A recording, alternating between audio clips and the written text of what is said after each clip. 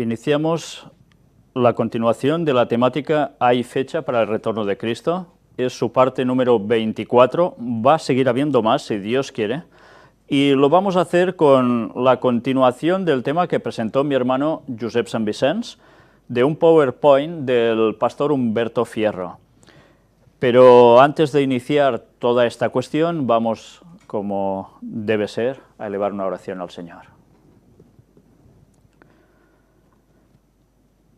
Padre nuestro que estás en los cielos, te agradecemos por la oportunidad que nos das de seguir profundizando en tu palabra y te queremos pedir que sea siempre tu conocimiento, tu luz, la que recibamos.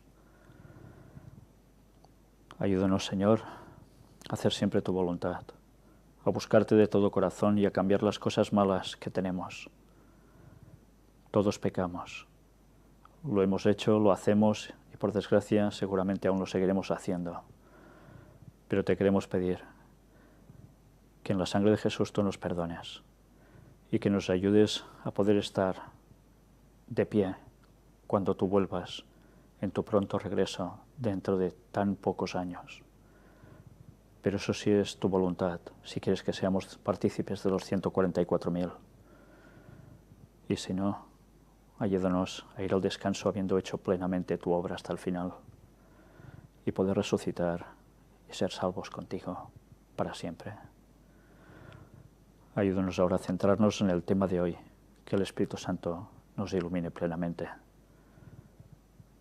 En el nombre de Jesús te lo pedimos. Amén. Pues como es habitual, vamos a leer un texto de inicio para centrarnos un poco en la temática.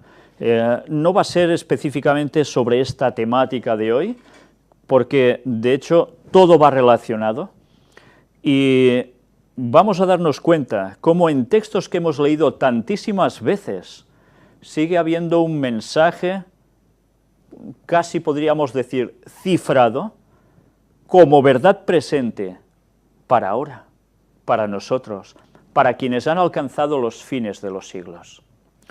Y por eso me gustaría que siguieseis este texto conmigo y buscaseis en vuestras Biblias, 1 Corintios capítulo 15. Vamos a leer unos cuantos versículos, desde el inicio hasta el versículo 20 y algo aproximadamente.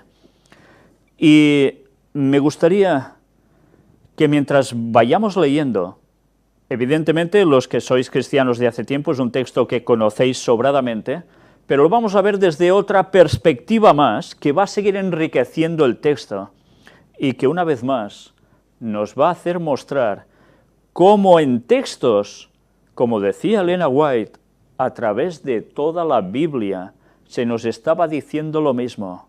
El momento del retorno de Cristo aparece también aquí. Y no solo por el hecho que explica, sino por algo muy importante. Una vez más, los números nos van a seguir dando la pista, la clave para mostrarnos que realmente en el año 2031 Cristo vuelve. Mirad qué nos dice el apóstol Pablo escribiendo aquí. Además os declaro, hermanos, el evangelio que os he predicado, el cual también recibisteis, en el cual también perseveráis, por el cual asimismo, si retenéis la palabra que os he predicado, sois salvos, si no creísteis en vano. Porque primeramente os he enseñado lo que asimismo recibí, que Cristo murió por nuestros pecados conforme a las Escrituras, y que fue sepultado y que resucitó al tercer día conforme a las Escrituras. Mirad que aquí nos está centrando en una cuestión. Si hacemos caso a lo que él predicaba, nos sitúa en que iremos bien, lógicamente, porque si no, de nada va a servir, oír mucho y no aceptarlo, rechazarlo, evidentemente de nada sirve. Sí, sirve para perdición. Él no se estaba inventando nada, estaba predicando, dando el evangelio que él pudo conocer directamente por manifestación directa de Jesús, pero mirad cómo empieza a situarnos, que Cristo muere por nosotros, por nuestros pecados, pero que conforme a las Escrituras, ¿qué sucede? Y que fue sepultado y que resucitó al tercer día, conforme a las Escrituras. Nos está situando precisamente en ese momento. Muerte de Cristo, resurrección al tercer día. Ya hemos visto la importancia de día por 1000 años. Y con esta resurrección Jesús nos estaba indicando 2000 años y luego resurrección ¿de qué? De los muertos a la vida, para darnos la vida eterna a todos. Pero esto no es suficiente. Y mirad ahora, y empezad a contar. Y que apareció a Cefas, y después a los 12, después apareció a más de 500 hermanos a la vez, de los cuales muchos viven aún y otros ya duermen. Después apareció a Jacobo, después a todos los apóstoles, y al último de todos, como a un abortivo, me apareció a mí.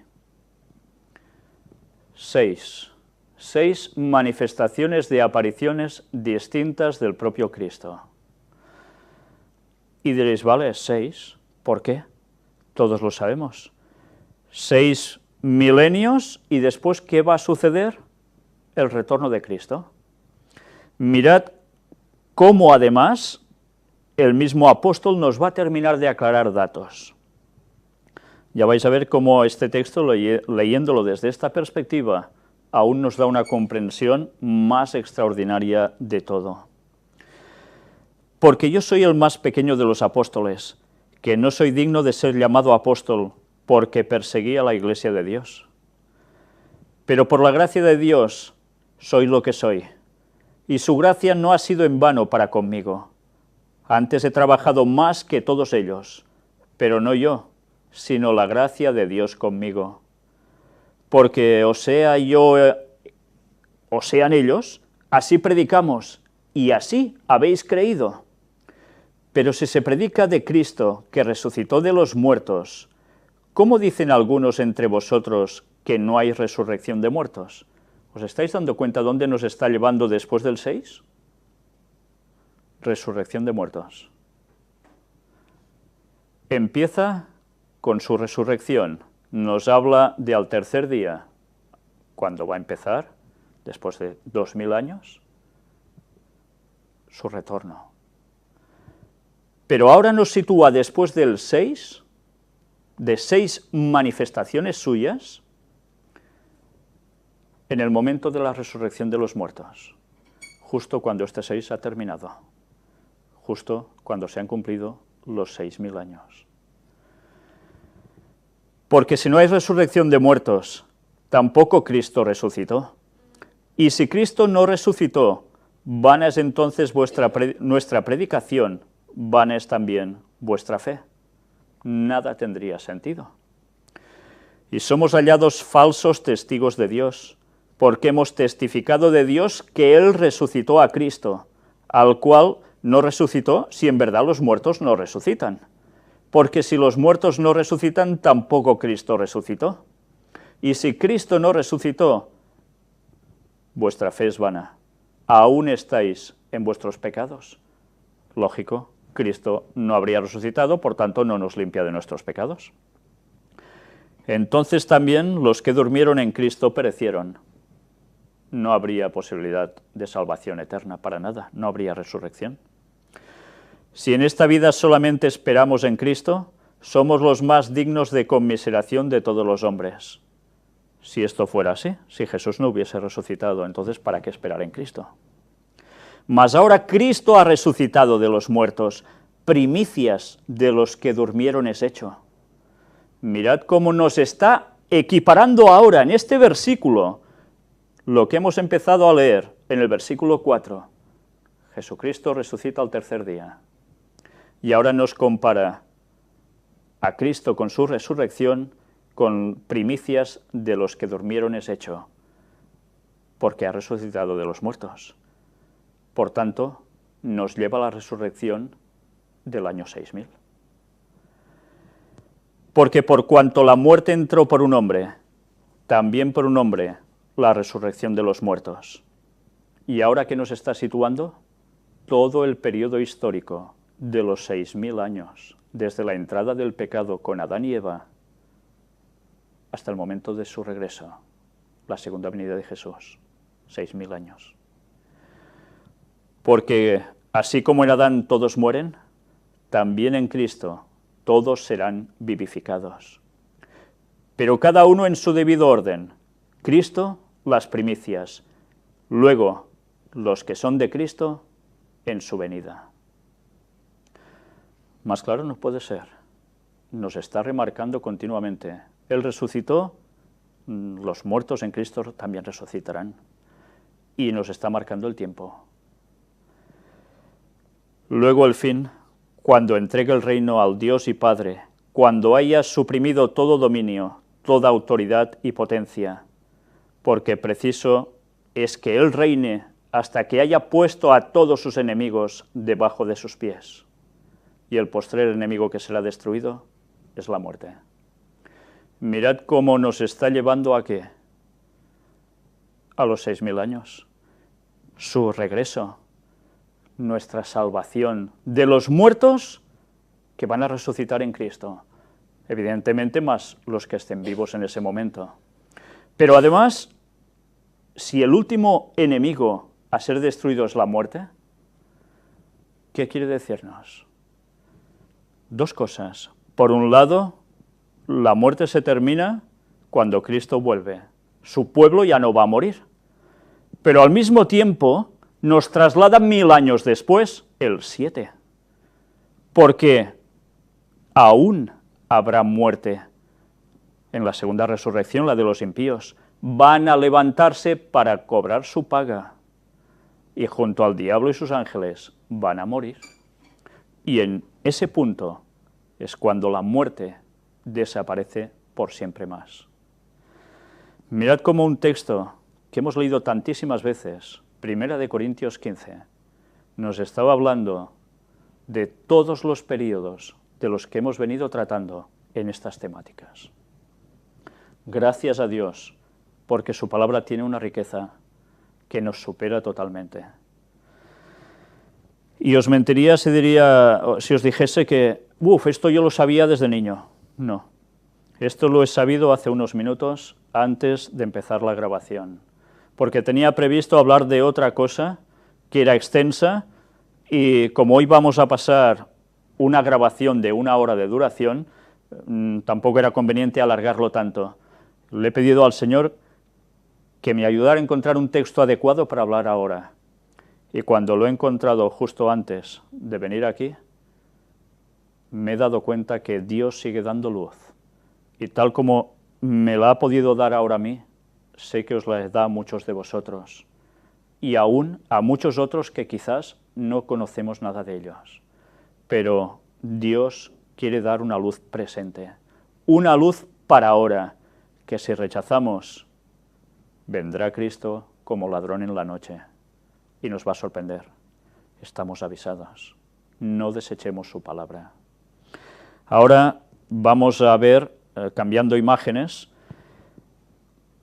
una vez más, situándonos en lo que venimos presentando hasta ahora. La luz sobre el momento del retorno de Cristo, como hemos visto, ha sido progresiva, cada vez más detallada, lo acabamos de comprobar. Y no solo esto, en la historia bíblica lo estamos viendo continuamente y lo hemos visto de la mano del pastor Humberto Fierro, que es este señor, y mi hermano es el que estuvo presentando sus PowerPoints, y si vimos la primera parte de Fe en medio de la tormenta, vamos a ver ahora la segunda parte. En la primera vimos cómo nos estaba hablando de ese periodo de 4000 años, pues hoy nos va a hablar del resto, de los 2000. Vamos a ver este vídeo que vale la pena que sigáis para que os deis cuenta que Dios está dando luz a más personas.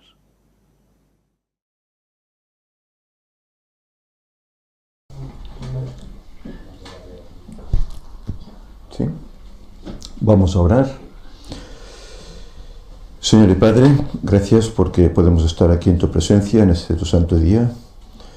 Gracias por el estudio que hemos tenido de la escuela sabática y ahora en esos momentos de meditación te rogamos que tu Espíritu en primer lugar esté conmigo y con todos aquellos hermanos y diferentes personas que puedan escuchar este tema para que pueda ser fructífero para ellos.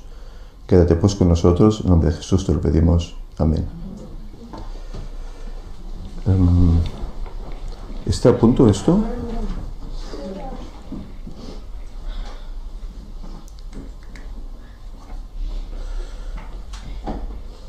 Bien, buenos días a todos. Tal como os dije en la semana pasada, creo que fue, continuamos con el tema acerca de fe en... se me ha ido el título, mira. Fe en medio de la tormenta. Es un lapsus, todo lo tarde que es. Estuvimos hablando un primer apartado. Ya dijimos que este hermano Humberto Fierro, que es el que nos presenta este PowerPoint, aunque lo haga yo, es suyo, él divide la semana en 3 periodos, de 4.000 años, 4 días igual a 4.000 años, 2 días igual a 2.000 años y el último de 1.000 años. Estuvimos viendo el primer periodo de los 4.000 años, que abarcaban desde la caída de Adán hasta que Jesús muere en la cruz.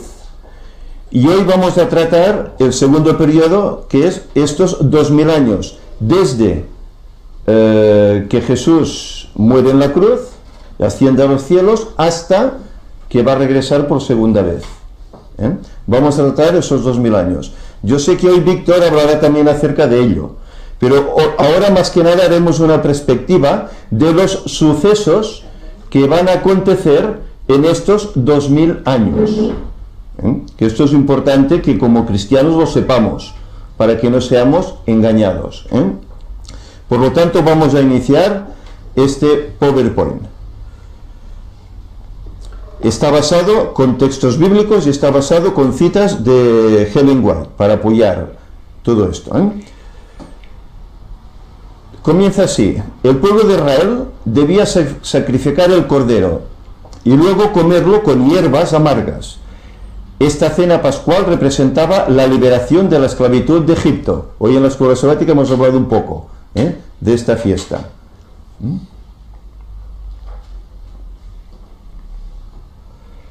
Esta cena, Jesús y sus discípulos la celebraron antes de irse al jardín del Getsemaní, la noche de su arresto, que era un jueves, ocasión que llegó a ser conocida como la Santa Cena. Aquí podemos tener unas ilustraciones de cómo más o menos fue el acontecimiento. Notemos que Jesús durante la cena hace una transición del cordero a la cena del pan y el vino, para que sus discípulos, en lugar de seguir sacrificando corderos, coman pan en representación de su cuerpo herido y zumo puro de uva sin fermentar en representación de su sangre. Esto fue el cambio que Jesús hizo. Ya no iban a tomar más carne de cordero, sino pan sin fermentar y vino puro de uva, sin alcohol, lógicamente.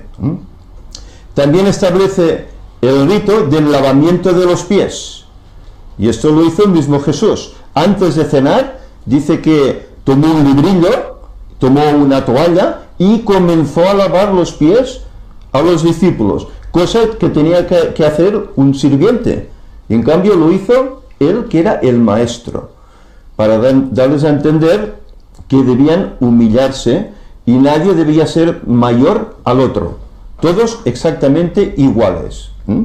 Recordemos que ellos tenían discusiones, ¿quién sería el mayor en el reino de los cielos? Y Jesús hace esto para demostrarles humildad.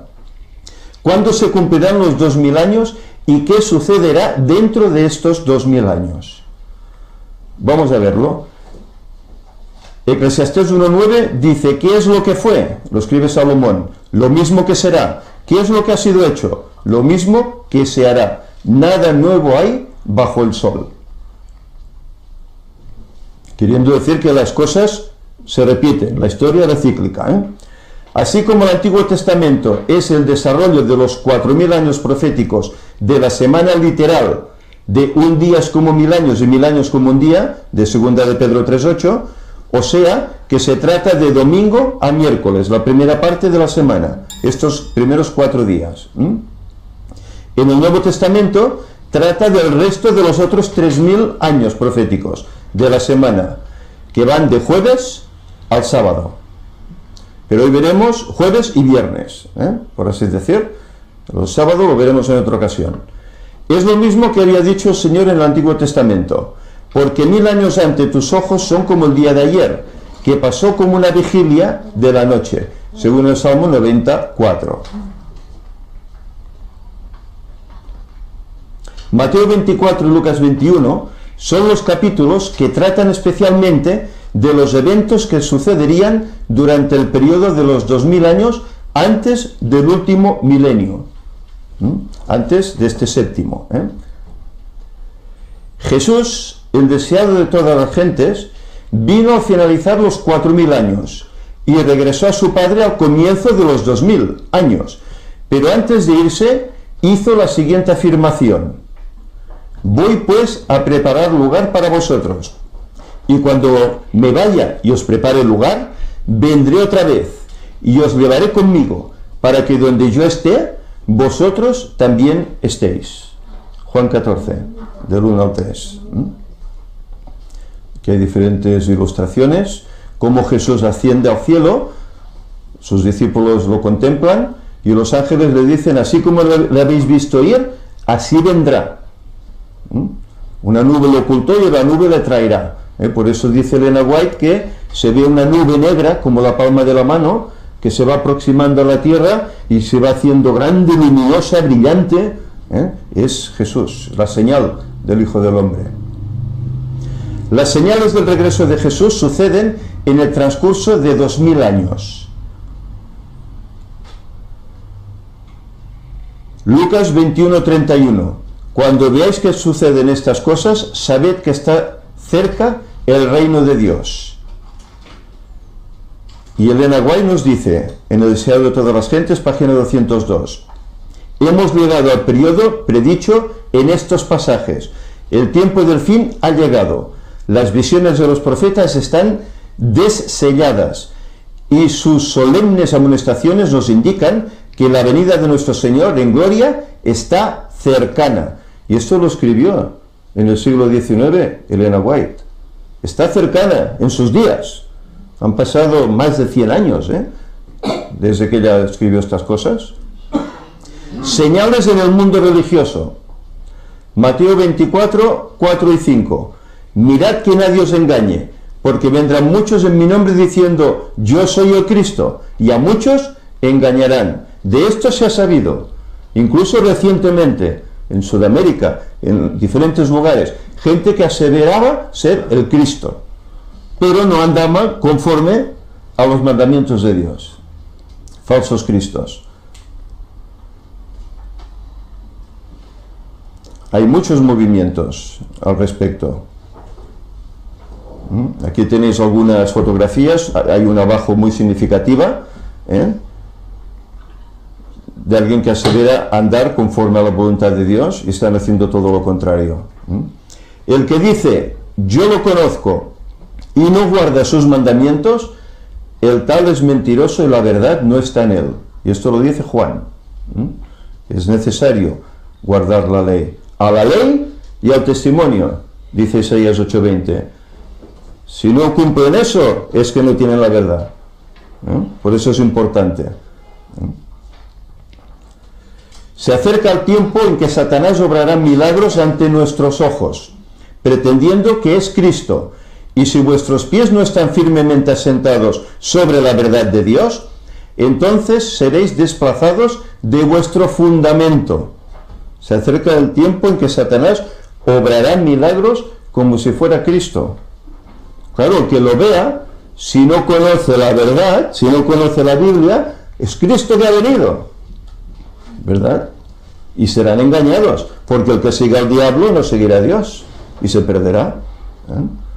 Por eso dice que cuidado donde ponemos nuestros pies. Los milagros no son una prueba de que se tiene la verdad. El que dice yo le conozco y no guarda sus mandamientos es mentiroso y la verdad no está en él. El mayor milagro es el de una vida como transformada por la palabra de Dios, una vida de obediencia. Ese es el mayor milagro. No esperemos cosas apoteósicas, que también se harán engañosos y otros que serán auténticos, pero cuidado, que podemos ver a veces algún milagro como suceden en algunas denominaciones protestantes. Hay milagros, gente inválida que se levanta y camina, hay milagros de ese tipo, pero cuidado, son milagros mentirosos. El diablo tiene poder para hacer ese tipo de sanaciones también. El acto capital que coronará el gran drama del engaño será que el mismo Satanás se dará como el Cristo, se hará pasar por Jesús. Hace mucho que la Iglesia profesa esperar el advenimiento del Salvador como consumación de sus esperanzas, y Él lo sabe esto, por eso se disfraza, siendo lobo se disfraza como cordero, pero el auténtico llevará unas señales que el diablo no tendrá, señales en los pies y en las manos. Será descubierto por no tener las heridas en sus manos y en sus pies, y por cambiar la palabra de Dios. Porque ¿qué es lo que está intentando hacer el diablo? Tiene aquí un grupo, ¿verdad?, el cual él está utilizando para dictaminar leyes religiosas para toda la sociedad. ¿Y se guardará el sábado en esas leyes? No, se guardará otro día, que hace honor a él, pero no a Dios.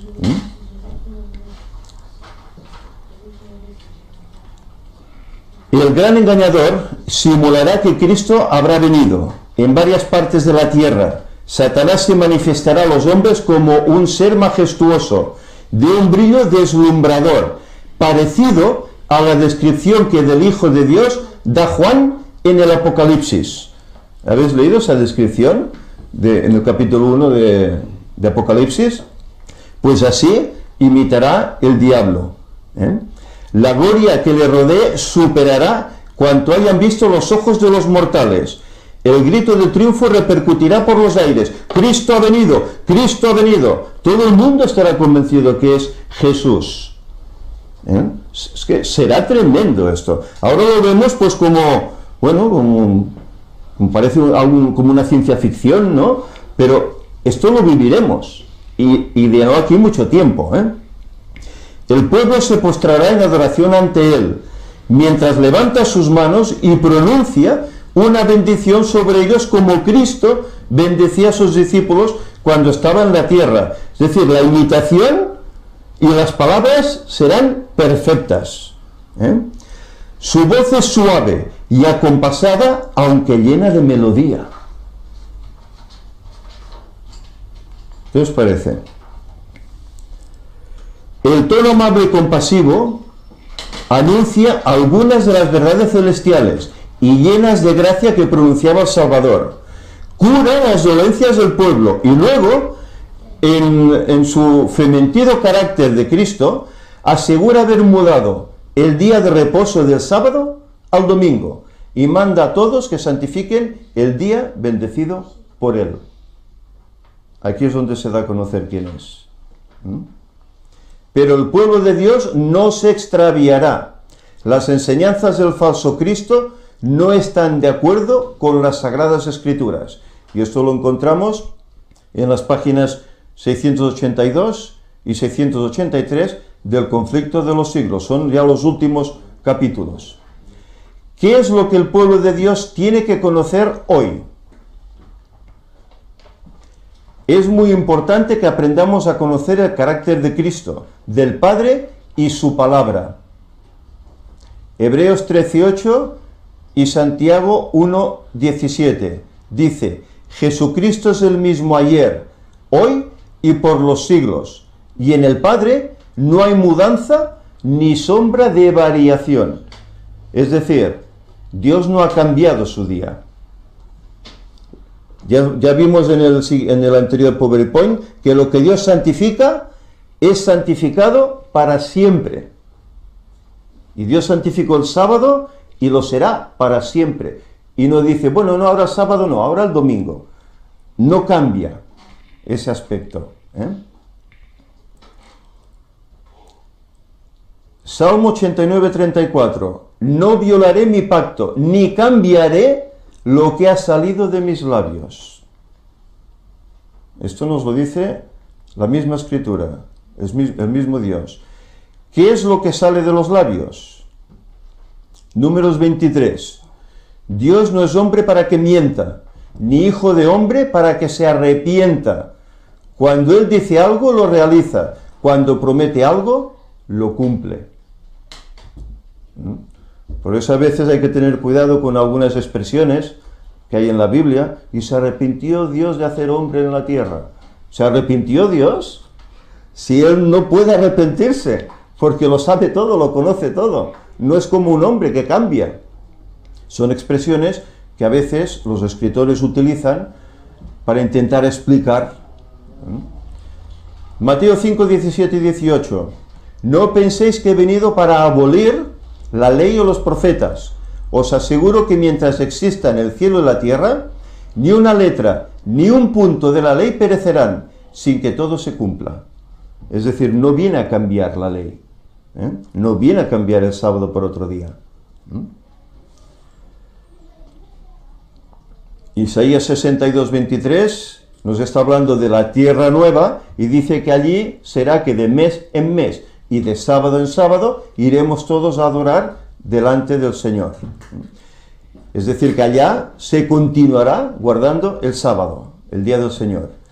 ¿De qué manera descubrió Jesús a Satanás en el desierto de la tentación? En ocasión del bautismo de Jesús, en Mateo 3:17 dice, y una voz del cielo dijo, este es mi Hijo amado, en quien me complazco. El Señor mismo reveló quién era. Y Juan mismo dijo, este es el Cordero de Dios que quita el pecado del mundo.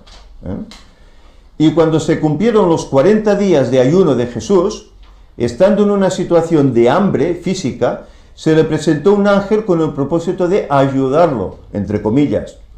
Y le dice, si eres hijo de Dios, di que estas piedras se conviertan en pan. De la misma manera, usted tiene que conocer el carácter de Dios que es inmutable y conocer su palabra que es permanente. Es decir, tiene que confiar en lo que Dios ha dicho desde el Génesis hasta el Apocalipsis. No es que el Antiguo Testamento ya no nos sirve, porque Jesús trajo un nuevo pacto. No, hay que conocer desde el Génesis, que es donde se dan las profecías, hasta incluso el Nuevo Testamento. Si no, no sabremos qué significan esas profecías, si quitamos el Antiguo. ¿Cuáles son una de las señales del fin mencionada por Jesús mismo? Mateo 24, 6 y 7. Las señales de los tiempos nos dicen que el final de todas las cosas está cercano, porque aquí se habla de que habrá guerras, rumores de guerras, huelgas, asesinatos, robos, accidentes, etc. Y esto, bueno, lo estamos viendo, pero cada vez más acrecentado. Sobre todo en grandes ciudades es donde más violencia de este tipo se ve, ¿verdad? Y en la sociedad en general, rumores de guerras, aquí cerquita de nosotros, ¿verdad? Puede estallar una posible guerra. ¿De quién es el plan llevado a cabo por las naciones al luchar unas contra otras? ¿Por qué guerras entre naciones? Lucas 8:44, Juan 8:44, Lucas 14:31, dice, Satanás se deleita en la guerra, que despierta las más viles pasiones del alma, y arroja luego a sus víctimas sumidas en el vicio y en la sangre a la eternidad. Es decir, ¿dónde se originan las guerras? ¿En quién? En el diablo. El diablo es el inventor de estas guerras. ¿eh? Su deseo es destruir a la creación de Dios, que es el ser humano. Su objeto consiste en hostigar a las naciones a hacerse mutuamente la guerra, pues de este modo puede distraer los espíritus de los hombres de la obra de preparación necesaria para subsistir en el día del Señor. Claro, mientras los hombres están absortos en pelearse unos a otros, ¿se preparan para la venida de Cristo? No. ¿Qué fenómenos naturales deben ocurrir justo antes de la segunda venida de Cristo? Mateo 24 dice, habrá pestes, hambres y terremotos en diferentes lugares. Lucas 21 dice lo mismo, a grandes terremotos, hambres, pestes. Y esto, pues bueno, lo estamos viendo, ¿verdad? Hambres, epidemias, terremotos, cada año dicen que hay más, gente muriendo de hambre a millones, cuando hay alimento suficiente para toda la población y hay una tercera parte de la población que muere de hambre. Eso es tremendo, ¿eh? A medida que el tiempo transcurre, se hace cada vez más evidente que los juicios de Dios están en el mundo. Por medio de incendios, inundaciones y terremotos, Dios anuncia la proximidad de su venida a los habitantes de la tierra. Todo esto estaba profetizado. Se acerca la gran crisis de la historia de este mundo, cuando cada movimiento en el gobierno de Dios será seguido con intenso interés y una aprensión indecible. Los juicios se presentarán en rápida sucesión, incendios, inundaciones y terremotos, con guerra y derramamiento de sangre. Esto se encuentra en Testimonios para la Iglesia. Inundaciones en Colombia en el año 2010. Y él aquí nos presenta estos casos que sucedieron en su país, en Colombia. Y aquí vemos, pues, diferentes fotografías de inundaciones que ese país padeció. No es el único que padeció esas inundaciones, ¿eh? Creo que no hay ningún país que se salve, ¿eh? Recientemente hasta en Alemania y en esos países nórdicos hubo esas inundaciones. En España, en el sur, las hemos tenido. Aquí, cerquita, en Calonge, todos también las hemos tenido. Él aquí presenta en su país, pues, el cumplimiento de la profecía. Inundaciones en ciudades, en campos, etcétera, con la consecuente pérdida material, incluso de vidas, destrucción. La misma tierra está convulsionada. El suelo se levanta entonces y se hincha como las olas de la mar. Aparecen grandes grietas y algunas veces ciudades, aldeas y montañas encendidas son tragadas por la tierra. Esto lo escribía Elena White y son sucesos que ahora veremos cómo han acontecido. Estas maravillosas manifestaciones serán más frecuentes y terribles poco antes de la segunda venida de Cristo y del fin del mundo, como señales de su rápida destrucción. Es decir, el Señor permite estas cosas para que la gente reaccione y vean que el tiempo se acaba y que hay que buscar la salvación. En la tierra dice que salía candela, bueno, sería fuego, y se agrieta también en Colombia. Yo no sé si alguna vez habéis contemplado esto, cómo se abre la tierra y salen columnas de humo, sale fuego de la tierra. Eso sucedió en Colombia. Y hay otros lugares donde estas cosas han pasado también. Mirad, grietas, humo, etcétera, fuego que sale de la tierra. ¿Qué condiciones prevalecerán entre los profesos cristianos justo antes del retorno de Jesús? Segunda de Timoteo, Lucas, Mateo, etcétera. Y ella comenta esos textos. No los vamos a leer por no quitar mucho tiempo. Los avivamientos populares son provocados demasiado a menudo por llamamientos a la imaginación que excitan las emociones y satisfacen la inclinación por lo nuevo y extraordinario. Los conversos ganados de este modo manifiestan poco deseo de escuchar la verdad bíblica y poco interés en el testimonio de los profetas y apóstoles.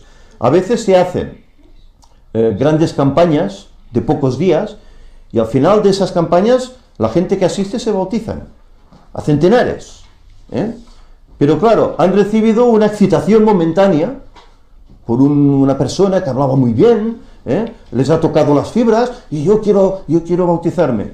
Pero luego dicen, ¿qué he hecho? ¿Dónde estoy? ¿Qué hago aquí? Y desaparecen. Al igual que han entrado, se van las emociones, ¿eh?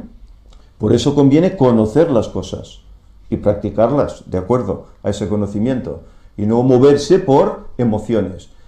Entonces vendrá el fin. ¿Qué mandato dado a los discípulos también es aplicable a nosotros en estos últimos días? Marcos, Romanos y Lucas mencionan estos pasajes que ella aquí comenta. El mundo a nuestro alrededor es conmovido desde abajo con ferviente actividad, en malas obras, pero por lo visto, muerto para todo lo que atañe a sus intereses eternos. Es decir, el mundo se prodiga en hacer malas obras que no sirven para la salvación, en vez de prodigarse para buscar su propia salvación. El diablo se encarga de esto, de que la gente esté entretenida con las cosas del mundo. Pero aunque parezca que esta sea la condición de los que están a nuestro alrededor, y poco vemos que nos anime a esperar las conversiones de las almas, Dios requiere de aquellos a quien Él ha destinado su verdad para estos últimos días, que presenten la palabra a los hijos caídos de Adán. ¿Quiénes tienen que presentar la palabra? Los que la conocen. ¿Quiénes son? Nosotros, parte de ellos, ¿verdad? Tenemos que presentarla para que puedan salvarse.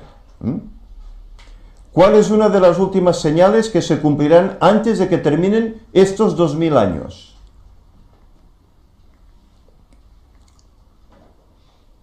Mateo 24:14 dice, será predicado el Evangelio para testimonio a todas las naciones y entonces vendrá el fin. Y ella comenta, largo tiempo ha esperado Dios que el espíritu de servicio se posesione de la iglesia entera, de suerte que cada miembro trabaje por él según su capacidad. Esa es la teoría. Cada uno deberíamos trabajar, los que pertenecemos a la iglesia de Dios. Cuando los miembros de la iglesia de Dios efectúen su labor señalada en los campos menesterosos de su país y del extranjero, en cumplimiento de la comisión evangélica, pronto será amonestado el mundo entero y el Señor Jesús volverá a la tierra con poder y grande gloria. Es decir, cuando todos hagan esa labor, pero para que todos hagan esa labor tienen que estar convencidos de que el mensaje que llevan es bueno para ellos y para los demás. Si no están convencidos, no harán esa labor.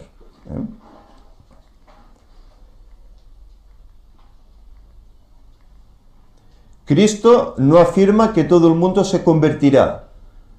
Atención a esto. Cristo no afirma que todo el mundo se convertirá, sino que será predicado este evangelio del reino a todo el mundo por testimonio a todos los gentiles, y entonces vendrá el fin.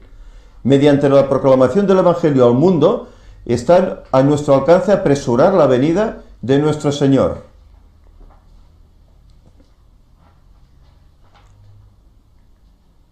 El tiempo de angustia. Ah, cuán grande es aquel día, tanto que no hay otro semejante a él. Tiempo de angustia para Jacob, pero de ella será librado mi pueblo, dice además. Sucede muchas veces que los peligros que se esperan no resultan tan grandes como uno se los había imaginado, pero este no es el caso respecto a la crisis que nos espera. La imaginación más fecunda no alcanza a darse cuenta de la magnitud de tan dolorosa prueba. Ahora no podemos imaginarnos cómo será ese día. ¿Qué tendrá que hacer el pueblo de Dios en ese tiempo?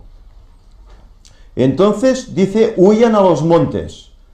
Orad que vuestra huida no sea en invierno ni en domingo, no, ni en sábado.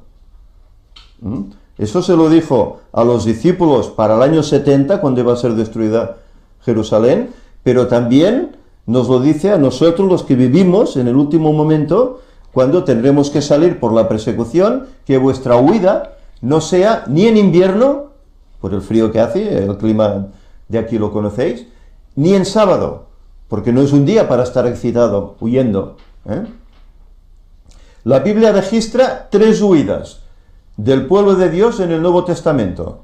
3 huidas. En el año 70, con la destrucción de Jerusalén, esa fue la primera. durante el periodo de 1260 años, que veremos en el próximo estudio, Wallace y Carla, del 538 a 1798. Y el tercero, cuando se imponga la ley dominical, poco antes del regreso de Jesús. Ese será momento de huir de las grandes ciudades, incluso de los pueblos, huir a las montañas, porque mejor que no seamos capturados. Refiriéndose a la persecución que vendrá por causa de la imposición de la ley dominical, el profeta Jeremías dice: pero de ella será librado el pueblo, los fieles. La sierva del Señor explica la experiencia de Elías cuando Dios lo sostuvo con agua del arroyo, pan y carne que le traían los cuervos 2 veces al día. Y ella dice: vi que vuestro pan y vuestra agua nos estarían asegurados en aquel tiempo de angustia, y no sufriríamos escasez ni hambre, porque Dios puede preparar mesa para nosotros aún en el desierto. Si fuera necesario, mandaría cuervos para que nos alimentasen como alimentó a Elías. Es decir, que la experiencia de Elías es un reflejo de lo que Él hará con nosotros también, que igual como lo mantuvo a Él, nos mantendrá a nosotros. ¿Qué motivó la angustia de Jacob? Jacob vivió ese tiempo de angustia, pero ¿por qué? ¿Cuál fue la reacción de Jacob ante el inminente peligro? Su hermano venía con 400 hombres a su encuentro, armados. Habían tenido sus diferencias, y eso le creó a él una angustia tremenda. Cuando la muerte parecía inminente, Jacob había comprendido lo vano que es el auxilio humano, lo mal fundada que está toda confianza en el poder del hombre. Por eso dice el texto: maldito el que confía en el hombre. Vio que su única ayuda había de venir de aquel contra quien había pecado tan gravemente. Desamparado e indigno, invocó la divina promesa de misericordia hacia el pecador arrepentido. Y luchó con él, un varón, el mismo Jesús, y lo perdonó. ¿Qué predijeron los profetas Jeremías y Daniel acerca del tiempo de angustia y cuándo comenzará este? Jeremías 30 y Daniel 12:1, en aquel tiempo se levantará Miguel, dice el texto, Esto sucederá después de que Jesús se levante del santuario. ¿Qué declaración divina será hecha entonces? Este texto sí que me gustaría que lo leamos, Apocalipsis 22:11.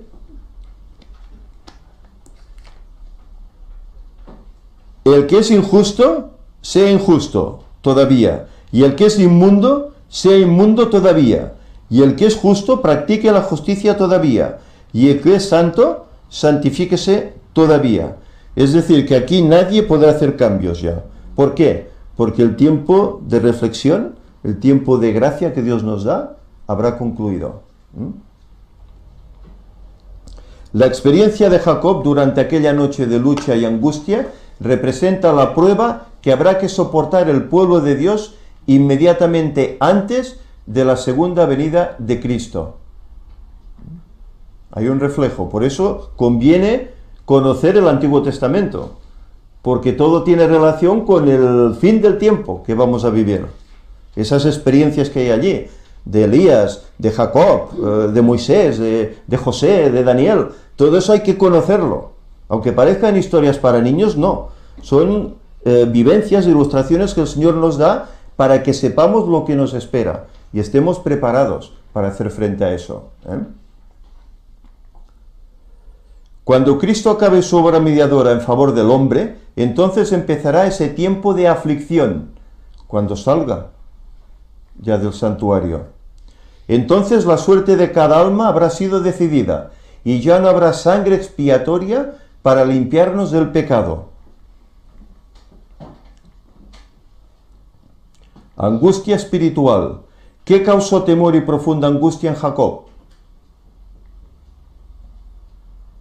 ¿Qué experimentará el pueblo de Dios en el tiempo de angustia?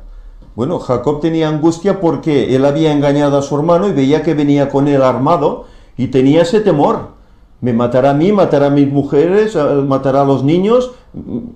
me destruirá todo lo que tengo. Y esa era la angustia. Él hizo pasar a todos adelante y se quedó solo en el monte, orando a Dios, pidiendo ayuda para ese momento. Ese era el tiempo de angustia. ¿Qué experimentará el pueblo de Dios en el tiempo de angustia de Jacob? La noche de la aflicción de Jacob, cuando luchó en oración para ser librado de manos de Esaú, su hermano, representa la prueba por la que pasará el pueblo de Dios en el tiempo de angustia. Jacob se llenó de terror al tener noticia de que Esaú se acercaba al frente de una compañía de guerreros, sin duda para vengarse de él. Él es lo que pensaba.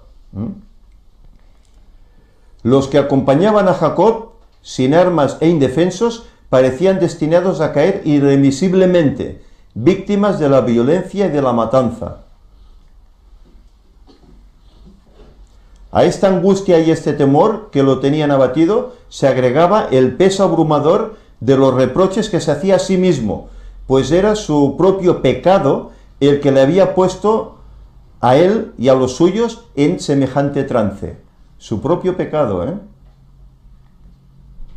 Su única esperanza se cifraba en las misericordias de Dios. Su único amparo debía ser la oración. ¿Cuál era la otra causa de la angustia de Jacob similar a la aflicción del rey David? David también padeció una angustia así, Vamos a leer este pasaje, Salmo 32.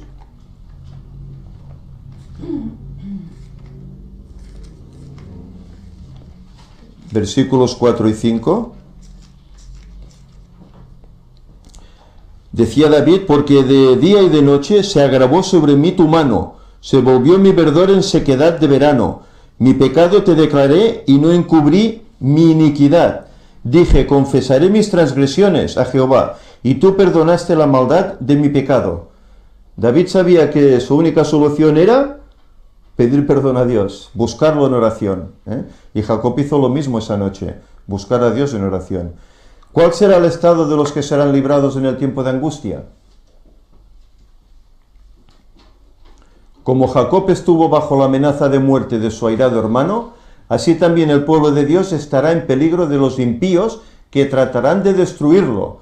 Y como el patriarca luchó toda la noche pidiendo ser librado de la mano de Esaú, así clamarán los justos a Dios día y noche, que los libre de los enemigos que los rodean. ¿Os imagináis la escena? Solos, grupos pequeños, tal vez individualmente, que sepas que te están persiguiendo para quitarte la vida. ¿Qué harás?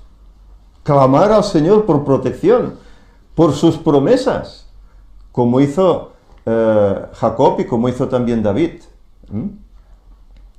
Si Jacob no se hubiese arrepentido previamente del pecado que cometió al adueñarse fraudulentamente del derecho de primogenitura, Dios no habría escuchado su oración, ni lo hubiese salvado la vida misericordiosamente.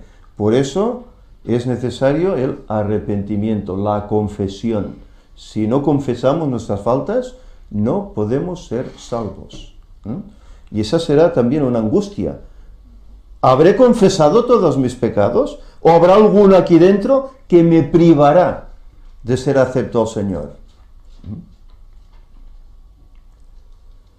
Así, en el tiempo de angustia, si el pueblo de Dios conservase pecados aún inconfesos, cuando lo atormenten el temor y la angustia, sería aniquilado. La desesperación acabaría con su fe y no podría tener confianza para rogar a Dios que le librase. Por eso hay que confesar cada día, por si acaso. Pero por muy profundo que sea el sentimiento que tiene de su indignidad, no tiene culpas escondidas que revelar. Sus pecados han sido examinados y borrados en el juicio previo, que se celebró a partir de 1844 hasta el presente. Y no puede recordar esos pecados, porque han sido ya borrados por el Señor, echados en el fondo de la mar, dice. Muchos ignoran lo que deben ser al fin de vivir a la vista del Señor durante el tiempo de angustia, cuando no haya sumo sacerdote en el santuario. Los que reciban el sello del Dios vivo y sean protegidos en el tiempo de angustia, deben reflejar plenamente la imagen de Jesús. Deben reflejar la imagen de Jesús. ¿Cómo era Jesús? ¿De mal carácter? ¿Violento? ¿Pecador? Pues eso debemos reflejar nosotros, esa imagen de Jesús. Concluye el tiempo de gracia. Después del fin del tiempo de gracia, ¿cuál será la condición de los que no son salvos? Comenta Amós 8, dice: He aquí vienen días, dice el Señor Jehová, en los cuales enviaré hambre a la tierra, no hambre de pan ni sed de agua, sino de oír palabra de Jehová. Pero dice el texto: irán errantes de mar a mar, desde el norte hasta el oriente, discurrirán buscando la palabra de Jehová y no la hallarán, porque el tiempo de gracia habrá concluido. Nadie podrá hacer cambios ya. El que no haya aceptado, para él ya es tarde. Irán buscando y no hallarán. Nuestras bocas dice que estarán cerradas. No podremos ya decirles el Evangelio. Satanás induce a muchos a creer que Dios no se fija en la infidelidad de ellos respecto a los asuntos menudos de la vida. Esto es un gran engaño.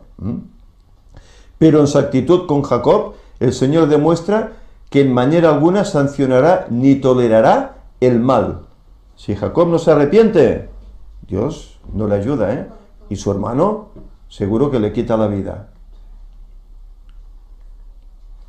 Todos los que tratan de excusar o ocultar sus pecados, dejándolos sin confesar y sin haber sido perdonados en los registros del cielo, serán vencidos por Satanás. Es esa puerta abierta, ¿verdad? El tener un pecado en nosotros. Cuanto más exaltada sea su confesión y honroso el puesto que desempeñen, tanto más graves aparecerán sus faltas a la vista de Dios, y tanto más seguro es el triunfo de su gran adversario. Es decir, que aquí nos habla de los que tienen más responsabilidad, como dirigentes, por ejemplo, como líderes. Esos, cuidado, también tienen que confesar sus faltas, porque si no, su pecado será mayor. Porque detrás de ellos han ido muchos y los habrán engañado.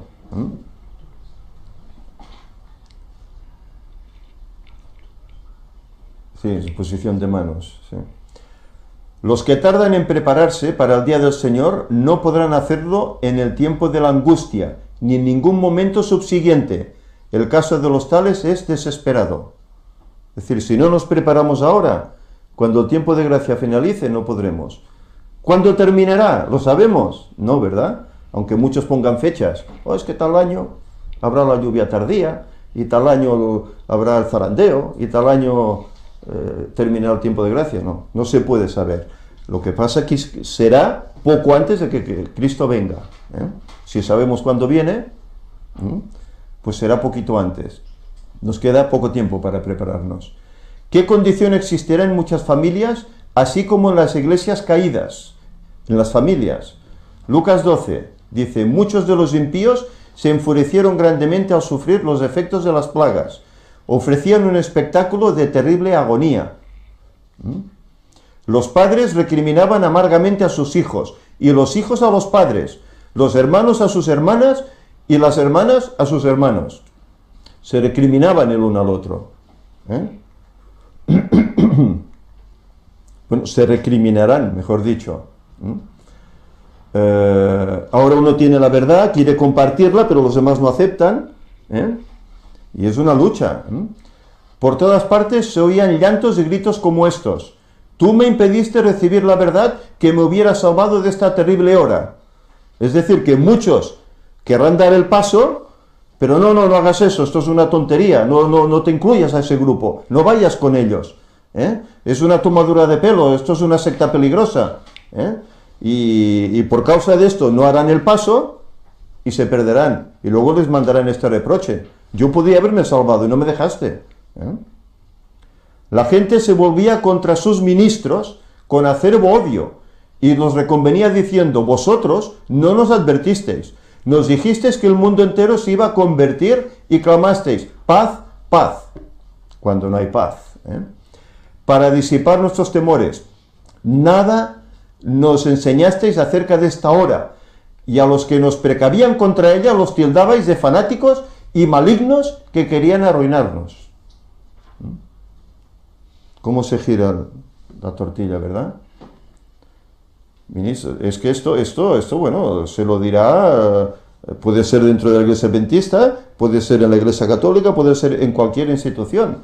Vosotros que sabíais esto, no nos lo dijisteis, y nosotros nos hemos perdido por vuestra culpa. Sois dirigentes, nosotros hacemos lo que nos decís, porque Jesús ya lo dijo, sois corderos, ¿no? Sois borregos, y realmente el ser humano es así, donde nos lleve el líder, vamos. No solemos pensar por nosotros mismos, y así nos dejamos engañar. Pero vi que los ministros no se libraron de la ira de Dios. Sus sufrimientos eran 10 veces mayores que los de sus feligreses. Aquí entra el momento cuando Cristo vuelve por tercera vez, como antes hablábamos, y desciende el fuego del cielo que aniquila a los malvados. El que más pecado tenga, sufrirá más tiempo. El que menos tiempo. Por eso dice aquí que su sufrimiento era 10 veces mayores que el de los feligreses, porque ellos los llevaron a la perdición. Por lo tanto, Dios les demandará más cuenta. Cuando Él, Cristo, abandone el santuario, las tinieblas envolverán a los habitantes de la tierra. Durante ese tiempo terrible, los justos deben vivir sin intercesor, a la vista del santo Dios. Nada refrena ya a los malos, y Satanás domina por completo a los impenitentes empedernidos. La paciencia de Dios ha concluido. El mundo ha rechazado su misericordia, despreciando su amor y pisoteado su ley. Pero nada refrena a los malos. Irán a por nosotros, irán a por los fieles, ciegamente, para quitarlos. ¿Por qué? Porque caen plagas, pasan cosas en el mundo. Es por culpa de estos que no quieren aceptar el ecumenismo, no quieren que seamos una sola religión. Es por culpa de estos. Los enemigos del pueblo de Dios. ¿Qué inventarán los impíos contra el pueblo de Dios y por qué? Seréis odiados de todos por mi nombre. El impío maquina contra el justo, cruje contra él sus dientes. El impío contra el justo. Vi un edicto del que se repartieron ejemplares por distintas partes de la tierra, el cual ordenaba que si dentro de determinado plazo no renunciaban los santos a su fe peculiar y prescindían del sábado para observar el primer día de la semana, quedaría la gente en libertad para matarlos. Estos son edictos que van a salir. Esto será real de aquí a no mucho tiempo. Aunque muchos digan, uy, es que los adventistas tenéis mucha imaginación. No, estas cosas son así. Gracias a Dios que nos ha dado estas verdades. Pero en aquella hora de prueba estaban los santos tranquilos y serenos, esperando en Dios y apoyados en su promesa de que se les abriría un camino de salvación. Confiados. En algunos puntos, los malvados se precipitaron contra los santos para matarlos, antes de que venciese el plazo señalado en el edicto. Pero ángeles, en la persona de guerreros, pelearon por ellos. Aparecerán ángeles para protegernos, para que no nos puedan echar mano, no nos puedan quitar la vida. Hasta eso hará el cielo por nosotros. Todo esto después del tiempo de gracia. Antes es posible que muchos mueran. Es posible que muchos mueran. Satanás quería tener el privilegio de exterminar a los santos del Altísimo, pero Jesús ordenó a sus ángeles que velaran por ellos. Dios tendría honra hacer un pacto con quienes habían guardado su ley a la vista de los paganos circundantes, y Jesús recibiría honra al trasladar sin que vieran la muerte a los fieles expectantes que durante tanto tiempo le habían estado aguardando. Trasladarlos al cielo en vida con Él. Pronto vi que los santos sufrirían gran angustia mental. El tiempo de Jacob. Parecían rodeados por los malvados moradores de la tierra. Todas las apariencias estaban en su contra, y algunos empezaron a temer que Dios los hubiese abandonado, al fin para dejarlos perecer a manos de los malos. Claro, surgirán hasta dudas, ¿verdad? Aparentemente todo estará en su contra, pero no es así, porque Dios vela a su lado. Pero si sus ojos hubiesen podido abrirse, se hubieran visto circundados por los ángeles de Dios. Después llegó la multitud de los impíos airados, y a poco una masa de ángeles malignos que excitaban a los impíos a que matasen a los santos. Mas para acercarse al pueblo de Dios era preciso que atravesasen por entre la corte de ángeles santos y poderosos, lo cual era imposible. Los ángeles de Dios los hacían retroceder, y también rechazaban a los ángeles malos que rodeaban a los malvados. Tienen más poder los ángeles de Dios que los ángeles caídos. No pueden lidiar contra ellos, ¿eh? Tienen que echarse atrás. ¿Qué pretexto usarán los impíos para justificar su maligno plan de destruir a los santos? Esther 3, bueno, aquí hay un edicto, un edicto que, fijaros, en el reino de Persia, y Amán dijo al rey Asuero: hay un pueblo esparcido y disperso entre los pueblos por todas las provincias de tu reino, que se mantiene separado. Sus leyes son diferentes de las de todo el pueblo, y no observan las leyes del rey, y el rey no se beneficia con dejarlos.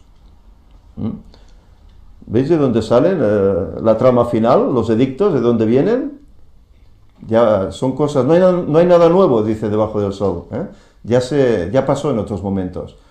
Los 4 ángeles llevan a retener los vientos, mientras no estuviese hecha la obra de Jesús en el santuario, y que entonces caerían las 7 postreras plagas. Estas enfurecieron a los malvados contra los justos, pues los primeros pensaron que habíamos atraído los juicios de Dios sobre ellos, y que si podían raernos de la tierra, las plagas se detendrían. Si los quitamos de la tierra, se acabarán las plagas. Lo que van a pensar los injustos, Se promulgó un decreto para matar a los santos, lo cual los hizo clamar día y noche por su libramiento. Este fue el tiempo de la angustia de Jacob. Un decreto. La gente tiene libertad para quitarte la vida. ¿Cómo estarás tú? ¿Feliz? Estarás angustiado, ¿verdad? El pueblo de Dios liberado. ¿Qué promesas dadas en la palabra de Dios para los que sirven al Señor? Salmo 91 dice: el que habita al abrigo del Altísimo morará bajo la sombra del Todopoderoso. Él te librará del lazo del cazador, de la plaga destructora. No temerás al espanto nocturno, ni saeta que vuele de día, ni plaga que ande en oscuridad, ni peste que al mediodía destruya. Esta es la confianza que tendrán los que van a ser salvos. No temerán, estarán seguros que tendrán esa protección divina. Dios tendría honra hacer un pacto con quienes habían guardado su ley a la vista de los paganos circundantes, y Jesús recibiría honra al trasladar, sin que vieran la muerte, a los fieles expectantes que durante tanto tiempo le habían estado aguardando. Por eso se dice de ese grupo de 144.000 que serán trasladados sin ver muerte, como lo fue Elías. Fue trasladado sin ver muerte.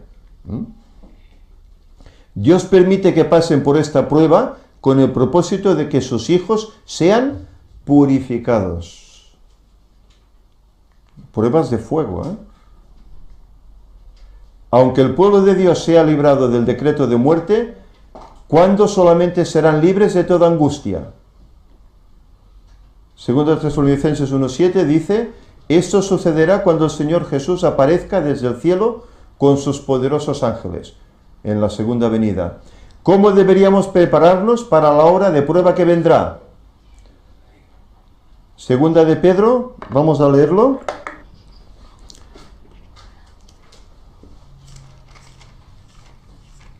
Segunda de Pedro, capítulo 1, del 4 al 10. Dice, por medio de las cuales nos ha dado preciosas y grandísimas promesas, para que por ellas llegaseis a ser partícipes de la naturaleza divina, habiendo huido de la corrupción que hay en el mundo a causa de la concupiscencia, huyendo de la corrupción del mundo, Vosotros también, poniendo toda diligencia por esto mismo, añadid a vuestra fe virtud, a la virtud conocimiento, al conocimiento dominio propio, al dominio propio paciencia, a la paciencia piedad, a la piedad afecto fraternal y al afecto fraternal amor. Porque si estas cosas están en vosotros y abundan, no os dejarán estar ociosos, ni sin fruto en cuanto al conocimiento de nuestro Señor Jesucristo. Pero el que no tiene estas cosas, tiene la vista muy corta, es ciego, habiendo olvidado la purificación de sus antiguos pecados. Por lo cual, hermanos, tanto más procurad hacer firme vuestra vocación y elección, porque haciendo estas cosas, no caeréis jamás. Hace falta todo esto, estas virtudes que aquí se mencionan. Los justos gritarán temblando, ¿quién podrá estar firme? Termina el canto de los ángeles y sigue un momento de silencio aterrador. Entonces oye la voz de Jesús que dice, bastaos mi gracia. Los rostros de los justos se iluminan y el corazón de todos se llena de gozo. Nuestro Salvador no pudo ser inducido a ceder a la tentación ni siquiera en pensamiento.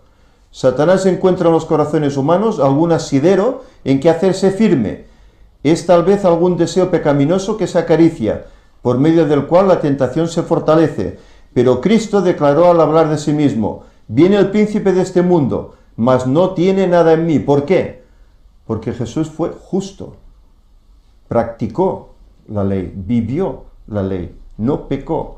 Y eso mismo lo tendrán también sus seguidores al momento final. Satanás no pudo encontrar nada en el Hijo de Dios que le permitiese ganar la victoria. Cristo guardó los mandamientos de su Padre y no hubo en él ningún pecado de que Satanás pudiese sacar ventaja. Esta es la condición en que deben encontrarse los que han de poder subsistir en el tiempo de angustia. Más señales en la naturaleza.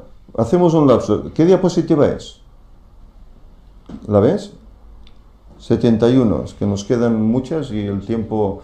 vamos a dejarlo aquí si os parece, puesto que aún queda tal vez un cuarto de hora y no disponemos de tiempo. Lo terminaremos en otra ocasión.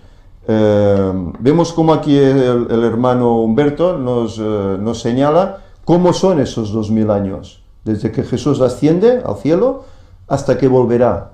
Cómo hay toda una vicisitud que el pueblo de Dios pasa, desde esa persecución tremenda de 1260 años hasta la crisis final, en el cual habrá esos decretos que permitirán que se nos quite la vida, porque la gente dirá que por causa nuestra el Señor está maldiciendo este mundo y están cayendo plagas.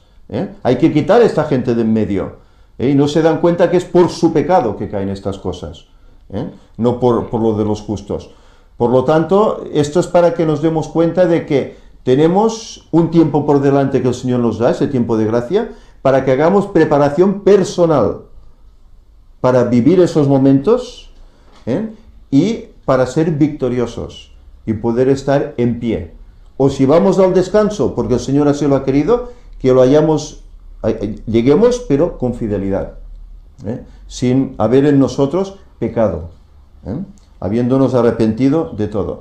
Que el Señor nos ayude y en otro momento pues terminaremos este sermón.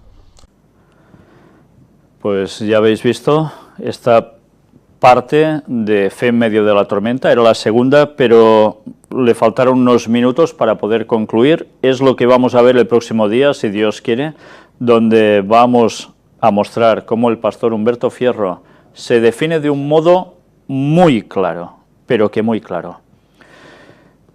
Creo que valía la pena ver este punto donde se hablaba de los 2000 años y qué acontecería, sobre todo después de esa gran persecución de 1260 días, proféticamente años, con el pueblo de Dios, y especialmente lo que va a acontecer en los últimos momentos de la historia de la humanidad, y muy concretamente sobre el pueblo del Señor. Y eso es lo que nos espera a partir de muy poco tiempo.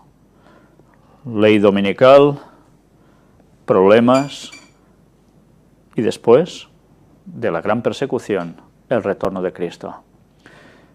Si ya sabemos que antes de que Cristo regrese va a haber un tiempo donde la situación va a ser grave, ¿cuánto tiempo nos queda para poder predicar? ¿Cuánto tiempo nos queda para seguir pidiendo el derramamiento del Espíritu Santo, la lluvia tardía, para alcanzar a todas las personas que hay en este mundo, antes de que sea demasiado tarde poder hablar? Dios va a hacer la faena con nosotros o sin nosotros. Ojalá, ojalá, todos estemos allí hasta el final, dando el mensaje tanto como podamos, hasta que el Señor diga, consumado es.